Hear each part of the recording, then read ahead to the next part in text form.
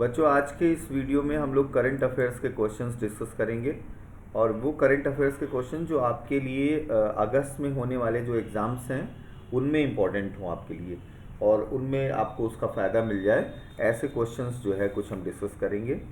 और स्पेशली इसमें वो करंट अफेयर्स जिसमें बहुत सारी चीज़ें अपने समय पर इम्पॉर्टेंट थी बट अभी आप भूल चुके हों, या अगर याद है तो बहुत अच्छी बात है, लेकिन अगर उसको और ज़्यादा रिवाइज कर लें तो बहुत बढ़िया रहेगा आपके लिए।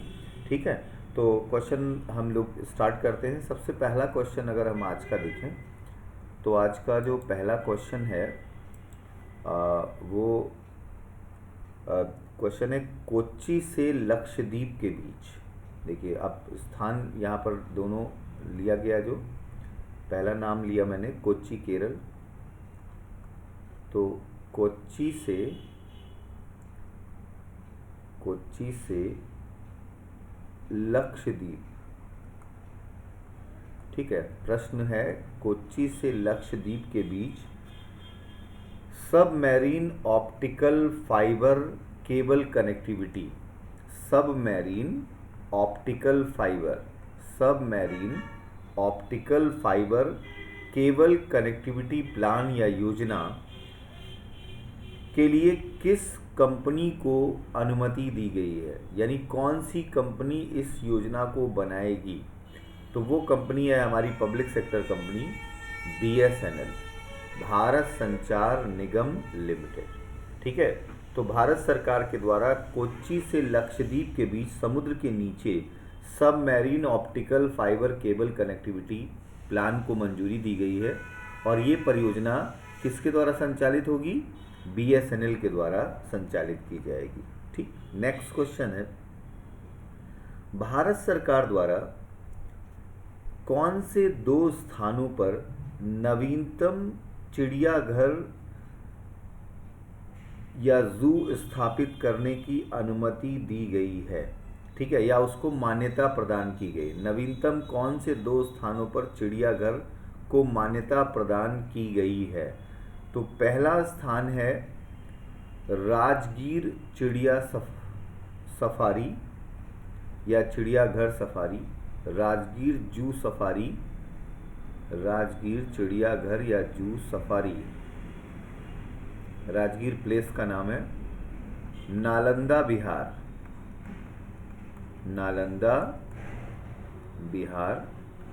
बिहार। और दूसरा है शहीद अशफाक उल्ला खां प्राणी उद्यान, शहीद अशफाक उल्ला खां प्राणी उद्यान,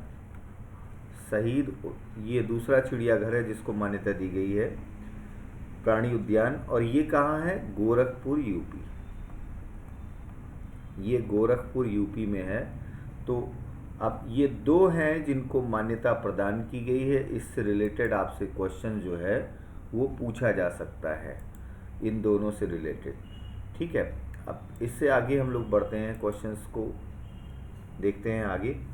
नेक्स्ट क्वेश्चन है, आप जानते हैं कि भारत की एक क्रूज मिसाइल है,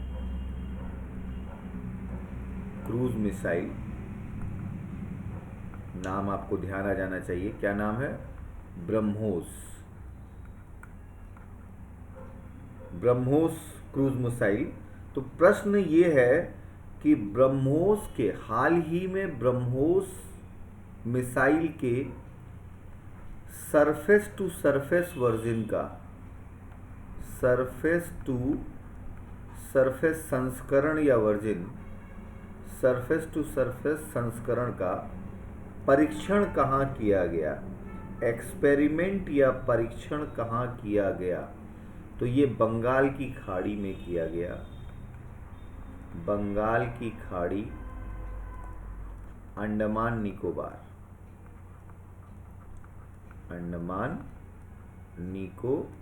में,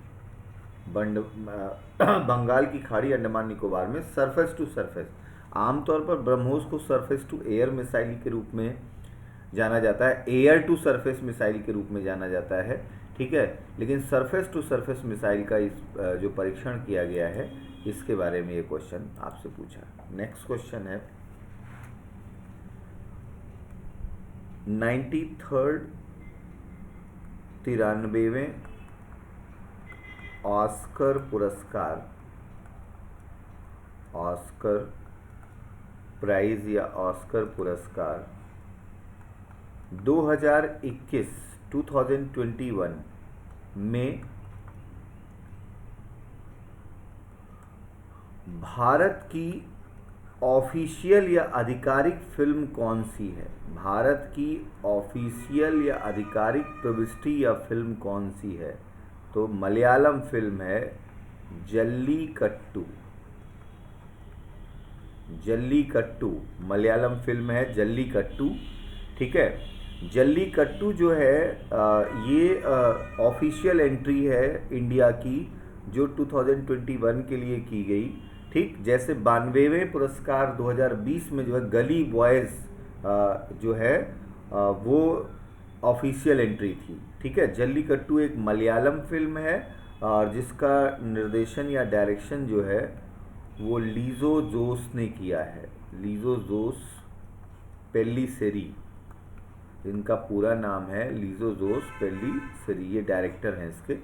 इसको ऑफिशियल एंट्री दी गई है, उस पुरस्कार के लिए इसको ऑफिशियल एंट्री दी गई है, ठीक। नेक्स्ट क्वेश्चन है भारत सरकार द्वारा, इंडिया गवर्नमेंट द्वारा इंस्टीट्यूट ऑफ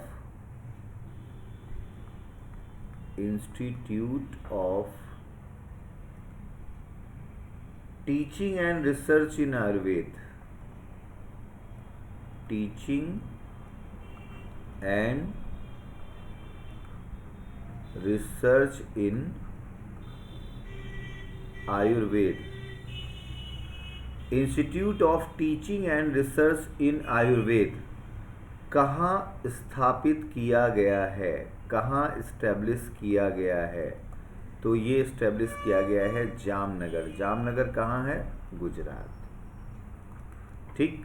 जामनगर गुजरात। तो ये 2020 के लास्ट में 2 इंस्टीट्यूट जो है ओपन किए गए। एक national institute of Ayurveda Jaipur में स्थापित किया गया, नेशनल इंस्टीट्यूट ऑफ आयुर्वेद, बहुत फेमस हुआ था वो, ठीक है, नेशनल इंस्टीट्यूट ऑफ आयुर्वेद। और उसके बाद दूसरा उसी समय हुआ था institute of teaching and research इन आयुर्वेद। तो ये ध्यान रखिएगा कि ये अलग है और इसकी स्थापना कहाँ की गई है? जामनगर गुजरात में की गई, ठीक। नेक्स्ट, भारत का कौन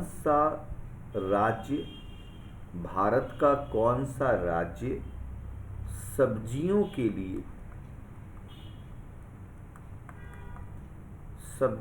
लिए कौन से राज्य ने सब्जियों के लिए सर्वप्रथम एमएसपी निर्धारित की? सबसे पहले एमएसपी निर्धारित की, आप जानते हैं एमएसपी अर्थात मिनिमम सपोर्ट प्राइस, न्यूनतम समर्थन मूल्य। आमतौर पर भारत सरकार के द्वारा एमएसपी जो निर्धारित होती है, अभी देखिए किसान आंदोलन में एमएसपी को लेकर बहुत बड़ा बवाल चल रहा है, ठीक है। तो एमएसपी या न्यूनतम समर्थन मूल्य जो डिसाइड किया जाता है, जैसे गेहूं है, चावल है, सरसों है, इनके लिए मुख्य जो खाद्य फसलें हैं। लेकिन सब्जियों के लिए किस राज्य ने सर्वप्रथम निर्धारित किया है? तो ये राज्य है केरल।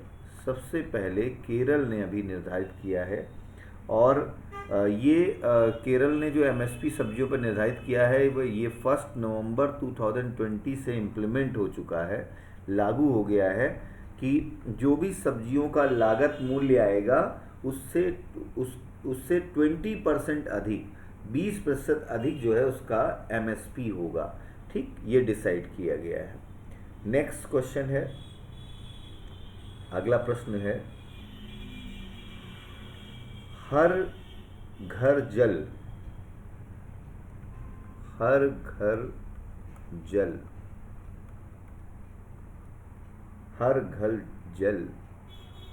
के तहत या अंतर्गत किस राज्य ने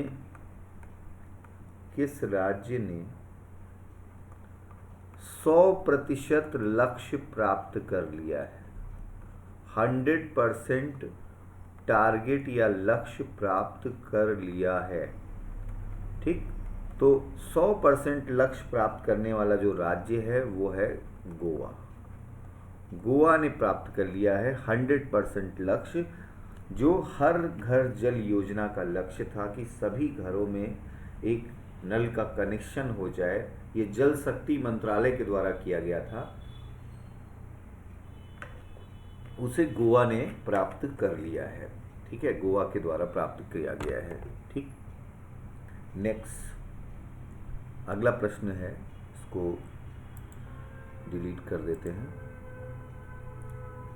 वर्ल्ड बैंक या विश्व बैंक की सहायता से, वर्ल्ड बैंक या विश्व बैंक की सहायता से भारत सरकार द्वारा प्रारंभ किया गया, इंडिया गवर्नमेंट द्वारा प्रारंभ किया गया स्टार्स नामक कार्यक्रम, स्टार्स नामक कार्यक्रम किस क्षेत्र से संबंधित है? स्टार्स नामक कार्यक्रम किस क्षेत्र से संबंधित है? तो इसका आंसर होगा स्कूल एजुकेशन, जो आपकी बिल्कुल ठप जैसी स्थिति में है। स्कूल एजुकेशन या स्कूली शिक्षा। ठीक, start, S for strengthening, S for strengthening, strength की बात की गई है। टी फॉर टीचर, ठीक है, T for teacher, A for and, research for states. ठीक, strengthening teacher and research, sorry, result for stage. ठीक है, रिजल्ट फॉर स्टेट्स। तो एजुकेशन में जो है लर्निंग का जो रिजल्ट है उसको स्ट्रेंथ उसकी बढ़ाई जाए, इसको लेकर जो है ये प्रोग्राम शुरू किया गया है। सेंट्रल गवर्नमेंट ने ये वर्ल्ड बैंक की सहायता से इस कार्यक्रम को प्रारंभ किया है, और इसके लिए ये कार्यक्रम 1 जनवरी 2021 से प्रारंभ हुआ, और इसके लिए सरकार ने 5,718 करोड़ जो लेटेस्ट बजट है उसमें इसके लिए निर्धारित भी किया है। ठीक है, नेक्स्ट अगला प्रश्न है, state startup ranking, state startup ranking 2020 के अनुसार किस राज्य को प्रथम स्थान दिया गया है? यानी कौन से राज्य में सबसे अच्छे स्टार्टअप स्थापित हुए, किस राज्य को प्रथम स्थान दिया गया है? तो पहले स्थान पर बच्चों यहाँ पर गुजरात है, पहले स्थान पर गुजरात है। दूसरे स्थान को भी मैं बता दे रहा हूँ आपको, दूसरे स्थान पर कर्नाटक है, कर्नाटक है जिसने स्टार्टअप स्टार्ट किया, और तीसरे स्थान पर केरल है जहाँ इस समय सबसे ज़्यादा कोरोना का कहर है। ठीक, तो ये स्टेट स्टार्टअप रैंकिंग की जो आज आप देख रहे हैं कि सरकार के द्वारा स्टार्टअप्स को जो है, छोटे छोटे स्टार्टअप्स को बहुत ही प्रमोट किया जा रहा है, सपोर्ट किया जा रहा है, ज़्यादा से ज़्यादा लोगों को प्राइवेट सेक्टर में रोजगार मिले। तो इस तरह की जो भी योजनाएं हैं, तो उसमें ये सबसे पहला स्थान जो है इसके द्वारा प्राप्त हुआ है गुजरात के द्वारा। नेक्स्ट क्वेश्चन पे चलते हैं हम लोग। नेक्स्ट क्वेश्चन है, भारत का पहला टॉयज या खिलौना क्लस्टर, टॉयज या खिलौना क्लस्टर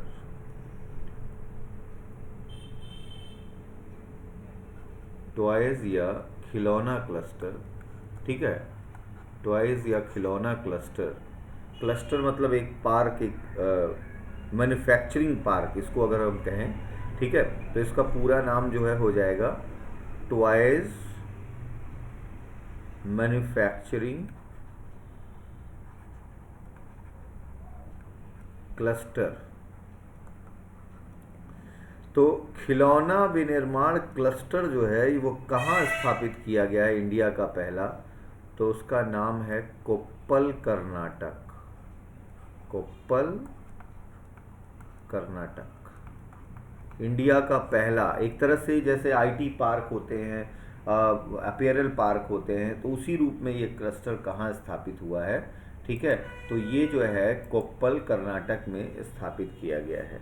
ठीक, वर्ष 2020 में 29 अगस्त को जब जो हमारा खेल दिवस है, राष्ट्रीय खेल, तो उस खेल दिवस के अवसर पर खेल पुरस्कारों को घोषित किया जाता है। और खेल पुरस्कारों के अंतर्गत जो है वो कई ऐसे पुरस्कार थे जिनकी राशि बढ़ाई गई थी, जिनका अमाउंट चेंज किया गया था।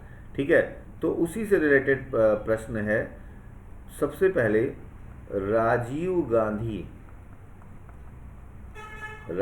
गांधी खेल रत्न पुरस्कार, राजीव गांधी खेल रत्न पुरस्कार की राशि कितने रुपए निर्धारित की गई है? तो ये 7.5 लाख से बढ़ाकर कितनी कर दी गई है?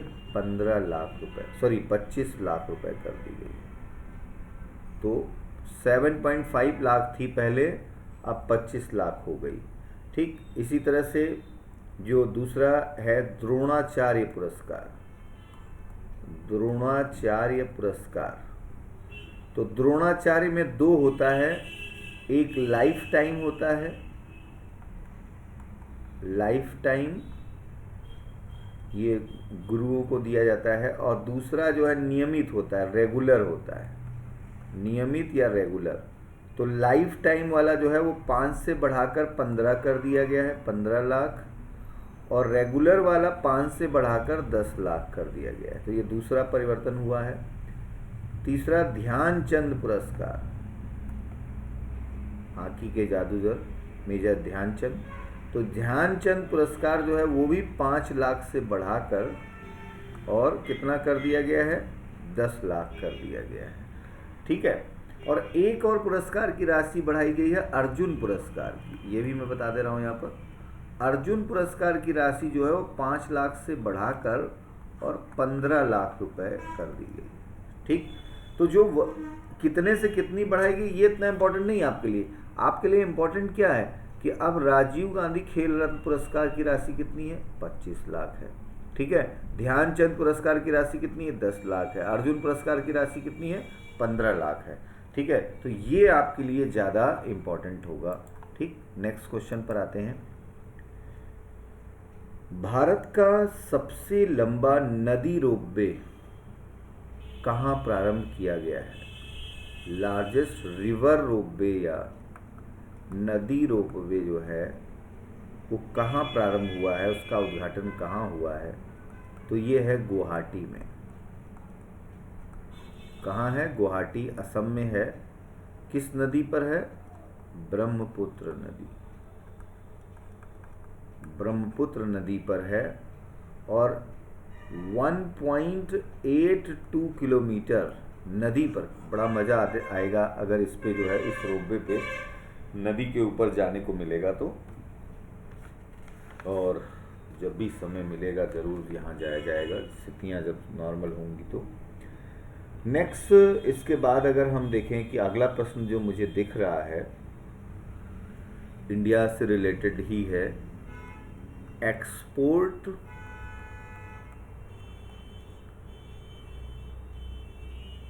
प्रिपरेशन या तैयारी इंडेक्स,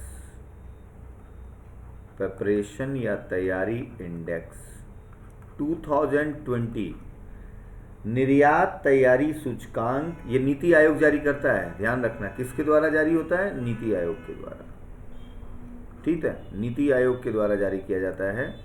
तो एक्सपोर्ट प्रिपरेशन इंडेक्स या जो है निर्यात तैयारी सूचकांक 2020 के अनुसार सर्वश्रेष्ठ राज्य कौन है, यानी सर्वोच्च स्थान पर कौन है? तो वो है गुजरात। फिर से गुजरात आया। ठीक, अब यहाँ दूसरे नंबर पर देखिए ये कौन पहले नंबर पर है। ठीक, ओवरऑल रैंकिंग है, ये अलग अलग रैंकिंग भी की गई है। दूसरे स्थान पर जो है वो महाराष्ट्र, सबसे ज़्यादा निर्यात तैयारी के अंतर्गत दूसरे स्थान पर महाराष्ट्र है। तीसरे स्थान पर अगर हम बात करें तो तमिलनाडु। अब यहाँ सब हम लोग कहीं नहीं हैं। आप देखिए यहाँ पे हम 11वें नंबर पे हैं। ठीक है, तमिलनाडु यानी यूपी जो है वो 11वें नंबर पर है। ठीक, तो गुजरात, महाराष्ट्र और तमिलनाडु ये 3 स्टेट जो है वो टॉप है नीति आयोग के अनुसार। ठीक, अब यहीं पर जो है अगर ये पूछा जाए कि एक इन्होंने ये तो ओवरऑल रैंकिंग दी है, इसके साथ इन्होंने कुछ रैंकिंग ऐसी भी दी है। अगर आपसे ये पूछा जाए तटीय राज्यों में सबसे ज़्यादा सबसे टॉप रैंक पे कौन है, तो गुजरात ही होगा, क्योंकि गुजरात ऑलरेडी तटीय स्थान है। ठीक है, महाराष्ट्र भी तटीय है, तमिलनाडु भी तटीय है। लेकिन अगर ये पूछा जाए कि लैंड लॉक्ड स्टेट, भूमि से घिरा कौन सा राज्य टॉप पे है, तो फिर वो होगा राजस्थान। तो ये ध्यान रखना, अगर ऐसा कोई ऑप्शन आता है जिसमें ये तीनों नहीं है, तो फिर कौन सा होगा, राजस्थान टॉप पे है। अगर ऐसा कोई आता है कि कौन सा पर्वतीय राज्य सबसे उच्च स्थान पर है, सर्वोच्च स्थान पर है, ये नीति आयोग कह रहा है कि उत्तराखंड सबसे उच्च स्थान पर है, उत्तराखंड। ठीक है, उत्तराखंड। ठीक, अगर ये पूछा जाता है केंद्र शासित प्रदेशों में सबसे सर्वोच्च स्थान पर कौन है, तो कौन होगा, दिल्ली। दिल्ली जो है वो सर्वोच्च स्थान पर होगा यूनियन टेरिटरी के अंतर्गत। ठीक, तो नीति आयोग ने जो है, क्योंकि इसके बाद अभी कोई रैंकिंग नहीं आई है, तो आप इस चीज़ को ध्यान रखिएगा, नीति आयोग ने जो निर्यात तैयारी सूचकांक या एक्सपोर्ट प्रिपरेशन इंडेक्स 2020 जारी किया है, ओवरऑल रैंकिंग में गुजरात पहले स्थान पर है, महाराष्ट्र दूसरे स्थान पर, तमिलनाडु तीसरे स्थान पर है। और अगर ये पूछा जाए कि लैंड लॉक्ड या भूमि से घिरा कौन सा राज्य पहले स्थान पर है, तो राजस्थान होगा, क्योंकि उसके किनारे समुद्र नहीं है। अगर ये पूछा जाता है कि कौन सा हिमालयन स्टेट या कौन सा पर्वतीय राज्य सर्वोच्च स्थान पर है, तो उत्तराखंड होगा। ऑप्शन में हिमाचल भी हो सकता है, ऑप्शन में सिक्किम भी हो सकता है। ठीक, अगर ये पूछा जाता है यूनियन टेरिटरी में कौन टॉप पे है, तो फिर आपका आंसर होगा दिल्ली। ठीक, अब आपको ये समझ में आया होगा। नेक्स्ट इसके बाद जो है अगला प्रश्न है archaeological survey of India, ASI, archaeological survey of India के कुल कितने सर्किल भारत में स्थापित किए गए हैं, कुल कितने क्षेत्र या सर्किल भारत में स्थापित किए गए हैं। ठीक है, भारत में स्थापित किए गए हैं, तो टोटल हैं 36 सर्किल स्थापित किए गए। 36 क्या होता है, सर्किल मतलब जोन होता है। ठीक है, वो जहाँ पर पुराने मॉन्यूमेंट्स होते हैं उनका संरक्षण करने के लिए ऐसे सर्किल स्थापित किए जाते हैं।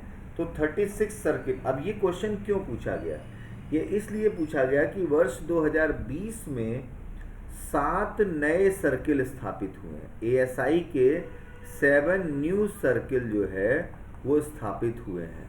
तो अब 7 जो नए सर्किल वो कहाँ कहाँ स्थापित किए गए, ये भी इम्पोर्टेंट हो सकता है। ठीक है, तो इसमें पहला जो है वो त्रिची में स्थापित किया गया। त्रिची कहाँ है, तमिलनाडु। ठीक है, तमिलनाडु के त्रिची में स्थापित किया गया पहला। दूसरा कहाँ स्थापित किया गया, रायगंज। रायगंज कहाँ है, अब ये कहाँ है, तमिलनाडु, TMD लिख रहा हूँ मैं। रायगंज कहाँ स्थापित किया गया, WB, west Bengal. West Bengal में स्थापित किया गया। ठीक, तीसरा इसके बाद कहाँ स्थापित किया गया, जबलपुर। आप सबको पता होगा जबलपुर कहाँ है, MP में स्थापित किया गया। चौथा कहाँ स्थापित किया गया, झांसी। झांसी कहाँ, UP। पांचवा कहाँ स्थापित किया गया, मेरठ। मेरठ भी कहाँ, UP। ठीक, छठा कहाँ स्थापित किया गया, राजकोट। राजकोट कहाँ है, गुजरात। ठीक है, गुजरात में। अब एक और बचा सातवां हम्पी में स्थापित किया गया। हम्पी बहुत फेमस प्लेस है, कहाँ का है, कर्नाटक। ठीक, तो ये 7 सर्किल स्थापित किए जाने के बाद ASI या आर्कियोलॉजिकल सर्वे ऑफ इंडिया या भारतीय पुरातत्व सर्वेक्षण के अब इंडिया में टोटल कितने सर्किल हो गए, 36। ठीक है, 7 नए स्थापित किए गए 2020 में। ठीक, इसमें पहला त्रिची में स्थापित किया गया यानी तमिलनाडु में स्थापित किया गया, दूसरा रायगंज वेस्ट बंगाल में, तीसरा जबलपुर में स्थापित किया गया मध्य प्रदेश में, चौथा झांसी में स्थापित किया गया UP में, पांचवा मेरठ में स्थापित किया गया UP में, छठा राजकोट में स्थापित किया गया गुजरात में, और सातवां हम्पी कर्नाटक में स्थापित किया गया। ठीक है, तो ये वो क्वेश्चंस हैं जो आपसे अगस्त के एग्ज़ाम में करंट अफेयर्स या मिसलेनियस के अंतर्गत पूछे जा सकते हैं। ठीक, नेक्स्ट क्वेश्चन पे आते हैं बच्चों। भारत का पहला अंडर वाटर मेट्रो कहाँ स्थापित किया जा रहा है, यानी किस नदी में स्थापित किया जा रहा है? पहला अंडर वाटर मेट्रो जो है वो हुगली नदी, समझ गए होंगे आप, कहाँ? कलकत्ता। ठीक है, तो हुगली नदी कोलकाता में स्थापित किया जा रहा है इंडिया का फर्स्ट अंडर वाटर मेट्रो। ठीक, first under water metro. Next अगला क्वेश्चन है, वर्ष 2020 में स्वामी विवेकानंद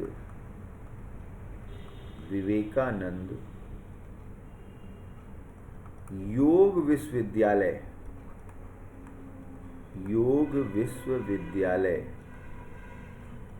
कहाँ स्थापित किया गया? स्वामी विवेकानंद योग विश्वविद्यालय जो है वो लॉस एंजलिस यूएसए में स्थापित किया गया। लॉस एंजलिस यूएसए में स्थापित किया गया है स्वामी विवेकानंद योग विश्वविद्यालय। ठीक, नेक्स्ट, वर्ष 2020 में गरीब कल्याण कब हुआ है? 2020, अब डेट नहीं जा रहे हैं हम। ठीक है, गरीब कल्याण रोजगार अभियान, प्रधानमंत्री ने प्रारंभ किया था। रोजगार अभियान कितने राज्यों में प्रारंभ किया गया? ठीक, गरीब कल्याण रोजगार अभियान कब शुरू हुआ? 2020 में। कितने राज्यों में प्रारंभ किया गया? 6 राज्यों में प्रारंभ किया गया, 6 स्टेट में प्रारंभ किया गया। अभी 6 राज्य कौन कौन से हैं ये भी मैं आपको बता दे रहा हूँ। यूपी, एमपी, राजस्थान, बिहार, झारखंड और उड़ीसा। ठीक, तो ये जो है अगर हम देखें 6 राज्यों में स्थापित किया गया, प्रारंभ किया गया प्रधानमंत्री के द्वारा। उत्तर प्रदेश, मध्य प्रदेश, राजस्थान, बिहार, झारखंड और उड़ीसा, इन 6 राज्यों में इस कार्यक्रम को जो है वो प्रारंभ किया गया है। ठीक, नेक्स्ट अगला प्रश्न है, इसको डिलीट कर देते हैं। वर्ल्ड इकोनॉमिक फोरम द्वारा जारी, किसके द्वारा? वर्ल्ड इकोनॉमिक फोरम, विश्व आर्थिक मंच, वर्ल्ड इकोनॉमिक फोरम द्वारा जारी ग्लोबल एनर्जी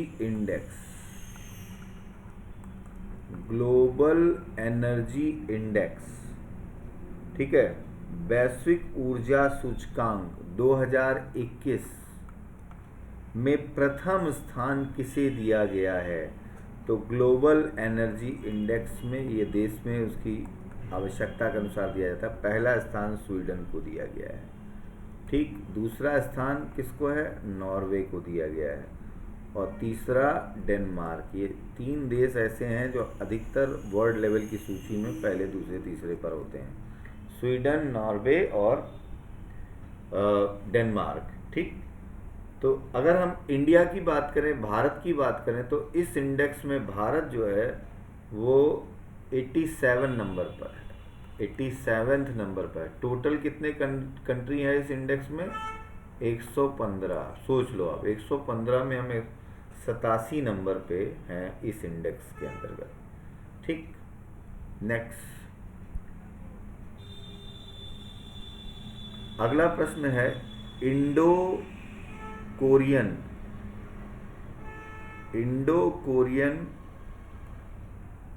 फ्रेंडशिप पार्क ये फर्स्ट है। इंडो कोरियन फ्रेंडशिप पार्क सर्वप्रथम सबसे पहले कहाँ स्थापित किया गया है, उद्घाटन हो गया है, कहाँ स्थापित किया गया है? तो दिल्ली कैंट में स्थापित किया गया है Indo Korean friendship park, India का पहला इंडो कोरियन फ्रेंडशिप पार्क। ठीक, नेक्स्ट क्वेश्चन है, मार्च 2021 में ये हुआ है, विश्व का पहला फ्लोटिंग सोलर फॉर्म, तैरता हुआ, समुद्र पे तैरता हुआ फ्लोटिंग सोलर फॉर्म कहाँ स्थापित किया गया है? तो ये सिंगापुर में स्थापित किया गया है। फ्लोटिंग सोलर फॉर्म, सौर ऊर्जा से चलने वाला, ये जो है स्थापित किया गया है सिंगापुर में। ठीक, नेक्स्ट क्वेश्चन की अगर हम बात करें तो वो है वर्ल्ड हैप्पीनेस इंडेक्स को लेकर। वर्ल्ड हैप्पीनेस इंडेक्स, विश्व प्रसन्नता सूचकांक 2021, वर्ल्ड हैप्पीनेस इंडेक्स या विश्व प्रसन्नता सूचकांक 2021 में किस देश को पहला स्थान दिया गया है? तो वो है फिनलैंड। फिनलैंड पहले स्थान पर है। दूसरे स्थान पर अगर हम देखें, फिर यहाँ पर दिख रहा है डेनमार्क, डेनमार्क दूसरे स्थान पर है। और तीसरे स्थान पर यहाँ पर स्विट्जरलैंड है। स्विट्जरलैंड जो है वो तीसरे स्थान पर है। तो पहले स्थान पर फिनलैंड, दूसरे स्थान पर डेनमार्क और तीसरे स्थान पर कौन है? स्विट्जरलैंड है। ठीक, अब अगर हम देखें यहाँ पर इंडिया कौन से स्थान पर है, तो इंडिया जो है 139 नंबर पर है। 139, सोचो टोटल कंट्री इस इंडेक्स में कितने हैं? 149, 149। ठीक, और 149 में 139 और लगातार हम नीचे जा रहे हैं। ठीक है, यानी एक तरफ हम ये कह रहे हैं कि विकास हो रहा है, विकास हो रहा है, इन लोगों की पर कैपिटा इनकम बढ़ रही है, और दूसरी तरफ अगर हम हैप्पीनेस की बात करें, अगर प्रसन्नता की बात करें, तो उसमें डाउनफॉल हो रहा है। तो आप समझ सकते हो कि अब इसके लिए बहुत ज़्यादा एक्सप्लेन करने की ज़रूरत नहीं है। ऐसा हो रहा है तो क्यों हो रहा है, हाँ, उसके कितने सारे कारण हैं, ये सब जान रहे हैं। ठीक है, तो इस तरह से जो है हमारी स्थिति जो है वास्तविक रूप से क्या है, ये आप देख रहे हैं। ठीक है, और सबसे बड़ी प्रॉब्लम ये है बच्चों कि जो इसका सबसे बड़ा रीज़न है, एक तो ये है सरकार की नीतियाँ और बहुत सारी चीज़ों को तो हम दोषित कर ही देते हैं, लेकिन सबसे बड़ा रीज़न है कि हम कार्य से अधिक अपेक्षा करते हैं। कार्य हमारा कम होता है, और अगर अपेक्षा की जाए, आशा की जाए, तो आशा हम अपेक्षा सबसे ज़्यादा करते हैं। ठीक, अब आप देखिए इसका सबसे बड़ा प्रमाण आप देखिए, चाहे हमारे सिविल के स्टूडेंट हों या फिर हमारे एसएससी के स्टूडेंट हों, इनको अगर किसी भी एग्ज़ाम में सफल होना है तो उस सफलता इनकी क्या है? सफलता इनकी जो है वो अपेक्षा है। ये अपेक्षा कर रहे हैं, अपेक्षा है, लेकिन क्या इसके अनुसार कार्य हो रहा है? इसके अनुसार आप अपने आप से पूछो कि क्या कार्य कर रहे हो? कि जब व्यक्ति जो है इसके अनुसार अगर वो स्टडी नहीं करेगा, इसके अनुसार अगर वो टेस्ट नहीं देगा, इसके अनुसार अगर वो पूरी तरह से रेगुलर नहीं रहेगा, तो ये अपेक्षा करना जो है वो कहीं से भी कोई मतलब इसका नहीं है। और ऐसे में जब ये अपेक्षा पूरी नहीं होती है तो इसका परिणाम क्या होता है? प्रसन्नता नहीं होगा, फिर वो दुख होगा, निराशा होगी। ठीक, और फिर यही कारण है कि हम 139 नंबर पे, ये एक क्षेत्र में, ये सिर्फ कंपटीशन में नहीं है, ये सभी क्षेत्रों की मैं बात कर रहा हूँ। ठीक है, और इसके लिए बहुत सी गवर्नमेंट पॉलिसीज, बहुत सी नीतियाँ ऐसी दोषी हैं। ठीक है, अब आज आप देख लीजिए कि पूरा इंडिया में पूरे जितने भी सिस्टम हैं, चाहे मार्केट सिस्टम हो, पिक्चर हॉल हो, स्विमिंग पूल हो, हर एक चीज़, गेम है, स्टेडियम है, सब कुछ खुल गया है। ठीक है। लेकिन आज एजुकेशन सिस्टम पूरी तरह से ठप है, पूरी तरह से बंद है। तो आज हम इस युवा वर्ग को, बच्चों को, छोटे बच्चों को हम क्या दे रहे हैं? सीधी सी बात है कि हम उनको तो कार्य करने का अवसर ही नहीं दे रहे हैं। कार्य करने का जब अवसर नहीं देंगे तो अपेक्षा कहाँ से होगी, और जब नहीं होगी तो उसके बाद फिर आप समझ सकते हैं कि क्या स्थिति आएगी। तो लेकिन अब इसमें ये है, ये परिस्थिति अगर हमारे सामने आई है तो अब जो परिस्थिति है उसमें हमें कार्य करना, हम उसको लेकर बैठ नहीं सकते हैं। हम उसको लेकर जो है ये नहीं कर सकते कि नहीं अब ये अभी कोई काम नहीं तो क्या करें।